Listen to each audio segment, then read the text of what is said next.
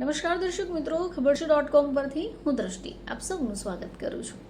દર્શક મિત્રો, મોગરાનો છોડ તમે જોયો છે? આજે મોગરાનો છોડ હોય આપણે ઘરે લઈને તો આવીએ છીએ, પરંતુ સમયાંતરે એના પર ફૂલ નથી આવતા. જો તમારી સાથે પણ આ સમસ્યા છે તો આ વિડીયો તમારા માટે છે. તો ઘણીવાર આપણે જોઈએ છીએ કે લોકોને ત્યાં મોગરાના છોડ થોડા સમય બાદ ફૂલો આપવાનું બંધ કરે છે. હવે આનું મોટું કારણ છે કે માટીની ગુણવત્તા અને એના જૂના મૂળ નબળા થવા. હવે આવા છોડને નવી માટી અને ડાળીઓ કાપવાની જરૂર હોય, જેથી તે ફરીવાર તાજા થઈ શકે.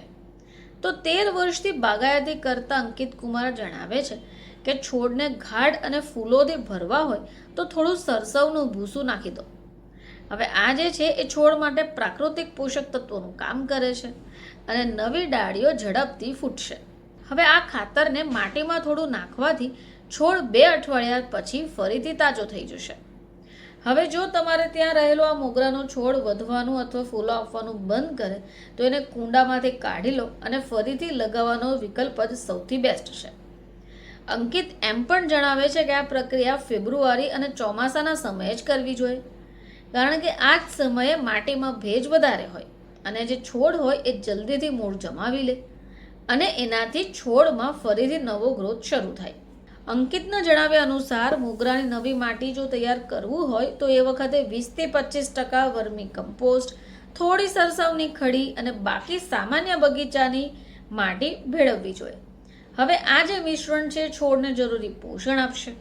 તમે જૂની માટી કાઢી લો, પછી આ મિશ્રણથી રિપોર્ટિંગ કરવાથી મૂળ નવી ઉર્જાથી ભરાઈ જાય છે. હવે પોષક તત્વોમાં જો કમી થવાના કારણે પણ માટી બદલવાથી છોડની ડાળીઓ કાપવી જરૂરી છે. હવે મોગરાની નબળી અને જૂની ડાળીઓ જો તમે કાપી લો છો તો છોડ હળવો થઈ જાય છે અને નવી ડાળીઓ ઝડપથી નીકળવાની શરૂ થાય છે. આ પ્રક્રિયા છોડની બનાવટને પણ સુંદર અને ઘાટ બનાવે છે. હવે જ્યારે તમે માટી બદલો છો અને ડાળીઓ કાપો છો તો આ છોડને ડાયરેક્ટ તડકાથી થોડા દિવસ દૂર રાખો. અંકિત એમ પણ સલાહ આપે છે કે જ્યારે નવી ડાળીઓ 2 થી 4 ઇંચ લાંબી થાય પછી જ ધીમે ધીમે છોડ તડકા સાથે એડજસ્ટ થઈ સ્વસ્થ થશે.